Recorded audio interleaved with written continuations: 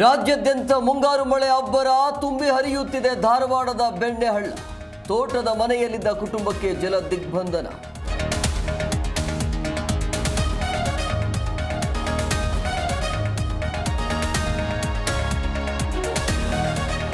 ಹುಬ್ಬಳ್ಳಿಯಲ್ಲಿ ಮಳೆ ನೀರಲ್ಲಿ ಕೊಚ್ಚಿ ಹೋದ ವ್ಯಕ್ತಿ. ವಿಜಯನಗರದಲ್ಲಿ ಕೋಡಿ ಬಿದ್ದ ಕಮಲಾಪುರ ಕೆರೆ. ಬಾಗಲಕೋಟೆಯಲ್ಲಿ ಜಮೀನುಗಳಿಗೆ ನೀರು ನುಗ್ಗಿ ಅವಾಂತರ.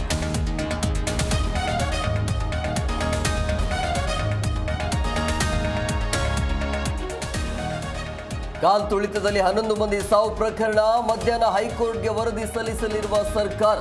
ಗಾಯಗೊಂಡ ಮಕ್ಕಳಿಗೆ ಪರಿಹಾರ ನೀಡುವಂತೆ ಆಗ್ರಹ.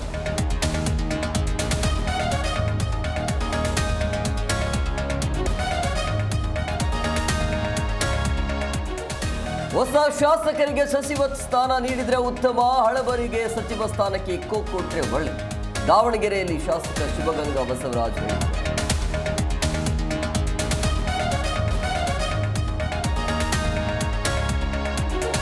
ಅನಧಿಕೃತ ಕಟ್ಟಡಗಳ ವಿರುದ್ಧ ಬಿಬಿಎಂಪಿ ಸಮರ.